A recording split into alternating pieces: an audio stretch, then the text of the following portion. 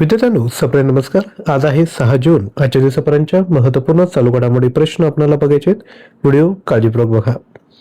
आजच्या व्हिडिओतील सर्वात पहिला प्रश्न आहे state of India's digital economy 2026 अहवालानुसार डिजिटल अर्थव्यवस्थेत भारताचा कितवा क्रमांक आहे? तर याचं जे राईट आन्सर आहे ते आहे ऑप्शन डी 5वा. पुढील प्रश्न अलीकडे चर्चेत असलेल्या VLSRSAM क्षेपणास्त्र प्रणालीमध्ये कोणत्या प्रकारची हल्ला करण्याची क्षमता आहे?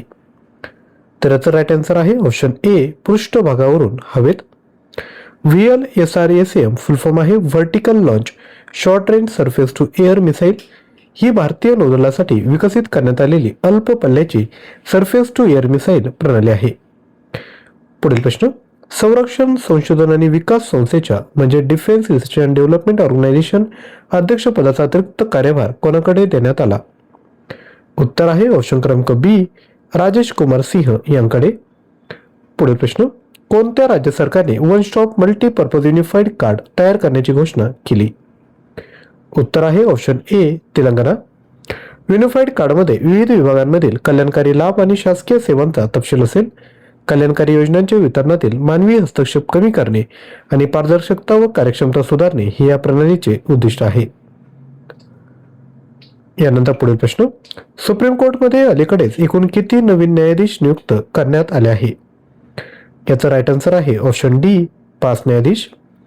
यांची नावे आहेत न्यायमूर्ती शील नागू, न्यायमूर्ती श्री चंद्रशेखर, न्यायमूर्ती संजीव सचदेवा, न्यायमूर्ती अरुण पल्ली आणि 5 व्यंकटा सुब्रमणी मोहन. पुढील प्रश्न भारताचा पहिला स्वदेशी स्ट्रॅटोस्फेरिक सुपर प्रेशर बलून ज्याचे नाव विस्टा आहे तो कोठून प्रक्षेपित करण्यात आला? उत्तर आहे ऑप्शन सी आंध्र प्रदेश. आणि आंध्र प्रदेशची कॅपिटल आहे अमरावती. त्यानंतर राजस्थानची कॅपिटल आहे जयपूर आणि गुजरातची कॅपिटल आहे गांधीनगर. त्याच पद्धतीने तुम्ही मला आसामची कॅपिटल सांगायची खाली कमेंट करा. लक्षात घ्या या कामगिरीमुळे भारत, अमेरिका, फ्रान्स, जपान आणि चीन या देशांसोबत स्वदेशी स्ट्रॅटोस्फेरिक बलून क्षमता असलेल्या केवळ 5 देशांपैकी एक बनला आहे. 7 राष्ट्रीय आणि आंतरराष्ट्रीय भागीदारींचे पेलोड घेऊन विस्टा प्लॅटफॉर्म पृथ्वीपासून सुमारे 25 किलोमीटर उंचीवर चढला. पुढील प्रश्न दरवर्षी आंतरराष्ट्रीय लैंगिक कामगार दिवस केव्हा साजरा करण्यात येतो? याचं जे राईट आन्सर आहे ते आहे ऑप्शन बी 2 जून. मुख्य उद्दिष्ट लैंगिक कामगारांच्या मानवी हक्कांचे संरक्षण करणे, त्यांच्यावरील शोषण थांबवणे आणि त्यांना समाजात सन्मानाचे स्थान मिळवून देणे. याच दिवशी तेलंगणा राज्य निर्मिती दिवस देखील साजरा केला जातो. पुढील प्रश्न केरळ स्थित कोणत्या स्टार्टअप कंपनीने A2000 नावाच्या भारतातील पहिल्या AI सिस्टीम ऑन चिपचे अनावरण केले? याचं योग्य उत्तर आहे ऑप्शन ए नेत्रासेमी.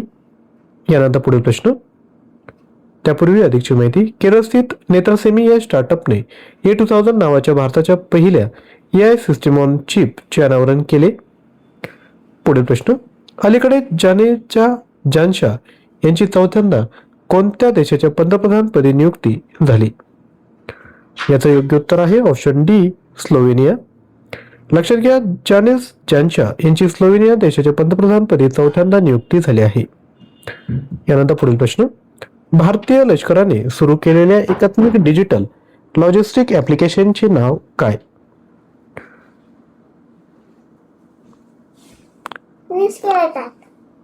तर याचं जे राईट आन्सर आहे ते आहे ऑप्शन क्रमांक सी क्यूफोर्स. एकात्मिक डिजिटल लॉजिस्टिक आणि देखभाल अनुप्रयोग एकाधिक इन्व्हेंटरी आणि लॉजिस्टिक प्लॅटफॉर्मला एकाच ठिकाणी एकत्रित करून सर्व प्रकारच्या भूदलांमधील पुरवठा साखळ्या आणि वाहतूक व्यवस्थापन कार्यांना सुव्यवस्थित करण्यासाठी याची रचना करण्यात आली आहे. यानंतर तुमच्यासाठी प्रश्न मे 2026 मध्ये GST संकलन 3.2% वाढून किती रुपयांवर पोहोचले? ऑप्शन काळजीपूर्वक वाचा आणि या प्रश्नाचं उत्तर खाली कमेंट करा. जर कंटेंट आवडला असेल तर नक्की लाईक, शेअर आणि चॅनलला सबस्क्राईब करा.